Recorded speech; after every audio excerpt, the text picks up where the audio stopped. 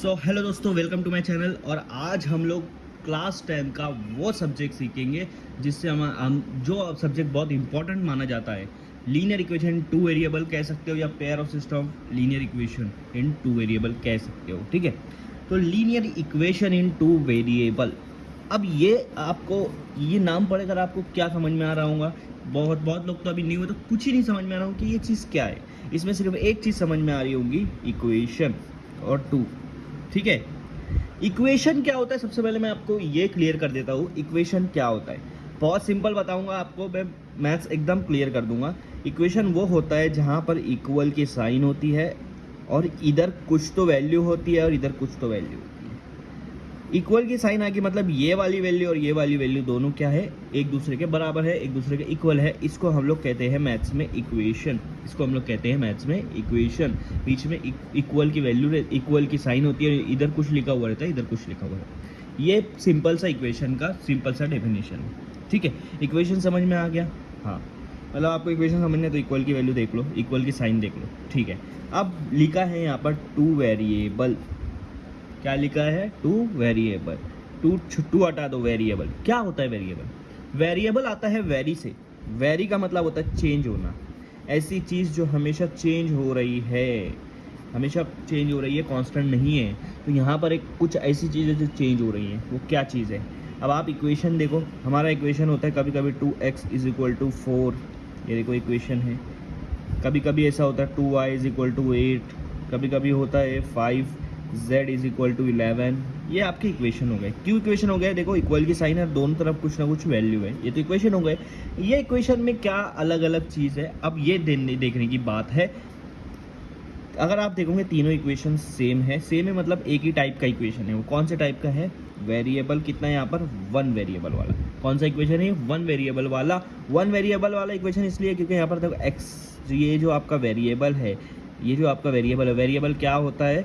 आपका वेरिएबल हमेशा X Y Z A to Z कुछ भी लिखा होगा या सिंबल होगा, ऐसी चीज़ होंगी जिसकी वैल्यू नहीं दी हुई है, उसको हम लोग वेरिएबल कहेंगे क्योंकि इसकी वैल्यू चेंज होते रहती है। समझ में आ रहा है? हाँ, इक्वेशन चेंज होने से इसकी वैल्यू चेंज होती रहती है। तो x यहाँ पर ये वेरिएबल है, इस इक्वेशन में y वेरिएबल है, इस इक्वेशन में z वेरिएबल है। तो यहाँ पर आपको समझ में आ गया, ये इक्वेशन में x, ये इक्वेशन में y, ये इक्वेशन में z वेरिएबल है। और सब में देखो यहाँ पर सिर्फ एक ही वेरिएबल दे रहा है। 2 और 4 तो नंबर है, वो तो कांस्टेंट है। 2 चेंज होगा क्या? नहीं होगा। 2 तो 2 ही है, 4 तो 4 ही है। x की वैल्यू चेंज हो सकती है, कभी कभी x की वैल्यू 1 आएंगी, कभी 2 आएंगी, कभी 1.5 आएंगी, कुछ भी आ सकती है। ये डिपेंड करता है सामने वाली इक्वेशन कौन सी होंगी। ठीक है, सामने वाली इक्वेशन कौन सी होंगी। ठीक है, इक्वेशन चेंज होने से वेरिएबल चेंज होता है। तो यहाँ पर देखो ये x वेरिएबल एक ही वेरिएबल है, y वेरिएबल एक ही वेरिएबल है, z एक ही है, तो इसको हम लोग बोलेंगे वन वेरिएबल। ठीक है, तो वेरिएबल समझा, जो चीज़ चेंज होती है, जो चीज़ वेरी होती है। अब आप एक और में लिखते हो 2x square plus 4y square is equal to 6। ये भी एक इक्वेशन हो गया क्योंकि इसके बीच में इक्वल के इधर उधर वैल्यू आ रही है, ये तो समझ में आ गया। दूसरी चीज़ आपको यहाँ पर दो वेरिएबल यूज़ हुआ है, x और y। यहाँ पर अब आपको देखने वाली बात है, दो वेरिएबल यूज़ हुआ है, x और y, तो ये आपका वेरिएबल हो गया। आए समझ में? इसको बोलते हैं वेरिएबल। ये टू वेरिएबल, ये वन वेरिएबल। लेकिन हम लोग जो पढ़ाई करेंगे वो टू वेरिएबल की पढ़ाई करेंगे, इसकी पढ़ाई नहीं करेंगे, ये ऑलरेडी हमने पढ़ चुका है, ये ईजी होता है। ठीक है, तीसरी बात आ गई लीनियर की। अब लीनियर की बात आ रही है, तो लीनियर क्या होता है? सिंपल सी बात है, इक्वेशन देखो आप, ठीक है, इक्वेशन है, कंफर्म हो गया। उसके बाद वेरिएबल है उसके अंदर, कंफर्म हो गया। तीसरी बात, ये लीनियर है या नहीं है, ये कैसे कैसे पता चलेगा? तो आप वेरिएबल पे ध्यान दो, वेरिएबल पे ध्यान दो, वेरिएबल पे ध्यान दो। ये वाली इक्वेशन में 2x इज इक्वल टू 4 में वेरिएबल क्या है? x है। x के ऊपर कुछ लिखा है क्या पावर में? कुछ नहीं है, मतलब x का पावर क्या है? 1 है। या तो कुछ नहीं लिखा होगा या तो 1 लिखा होगा, दोनों का एक ही मतलब होता है। तो x जो आपका वेरिएबल है उसका पावर 1 है या उसका पावर के ऊपर कुछ नहीं लिखा है, तो ये आपका लीनियर होता है।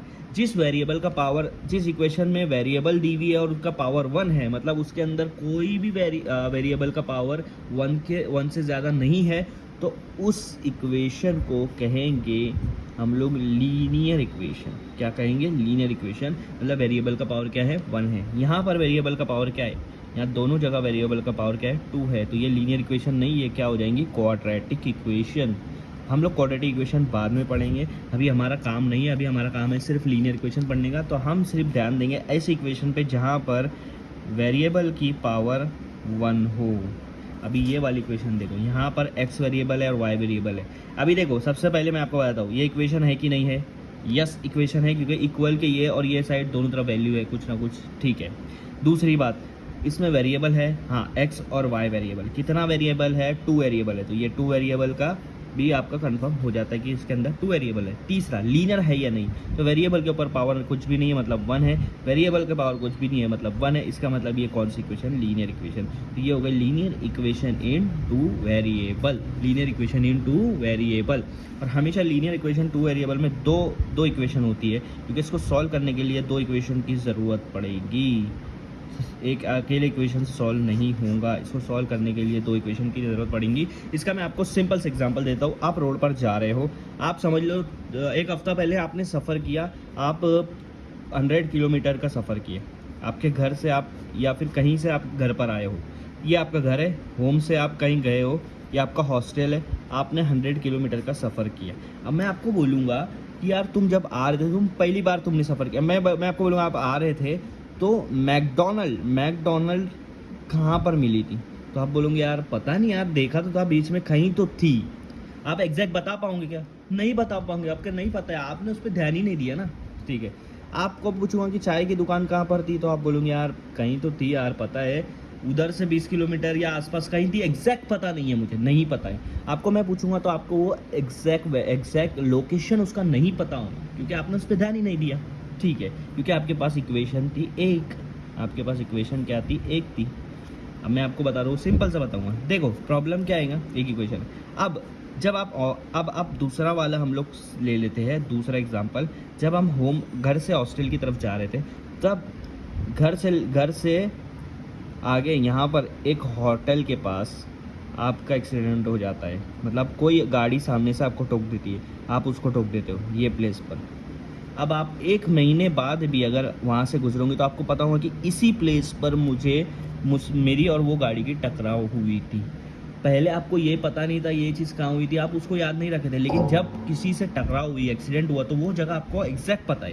क्यों पता है? वहाँ पर 2 इक्वेशन आएगी, एक आपकी गाड़ी, एक सामने वाली गाड़ी। ये जब टकराई है तो उस लोकेशन का मतलब उस जगह का मालूमात आपको पता है कि हाँ ये इस हमारे घर से इतना किलोमीटर था या हॉस्टल से इतना किलोमीटर था। ये आपको क्यों पता है? क्योंकि वहाँ पर कुछ ना कुछ इंसिडेंट हुआ है। इसमें भी ऐसा ही होता है, दो लाइन जब एक दूसरे के आसपास से गुजरती है तो वो कहाँ पर एक दूसरे से टकरा रही है, वो वैल्यू हमको निकालना पड़ता है। और वो वैल्यू हम लोग निकालते हैं कि ये वाली एक्स वाली आड़ी वाली लाइन से कितनी दूर पर है और ये खड़ी लाइन से कितनी दूर पर है, मतलब एक्स से कितनी दूर पर है, वाई से कितनी दूर पर है। मान लो एक्स से 5 मीटर की दूरी पर है तो हम लोग लिखेंगे वाई इज इक्वल टू 5। अगर वाई से 6 मीटर की दूरी पर है तो हम लोग लिखेंगे एक्स इज इक्वल टू 6। तो यहाँ पर हम ये नहीं देखते कि हमारी वो गाड़ी कहाँ से गुजरी या फिर वो लाइन कहाँ से गुजरी, ये देखते हैं वो लाइन एक दूसरे को कहाँ पर टकरा रही है। तो ये टकराने के लिए दोनों लाइन की इक्वेशन का होना ज़रूरी है।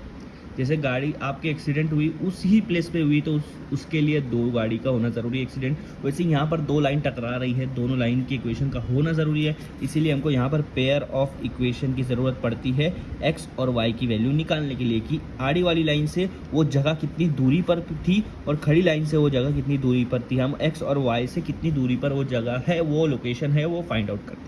तो आज के लिए इतना ही, लीनियर इक्वेशन इन 2 वेरिएबल। आगे हम लोग पढ़ेंगे इसको किस किस मेथड से सॉल्व किया जाता है।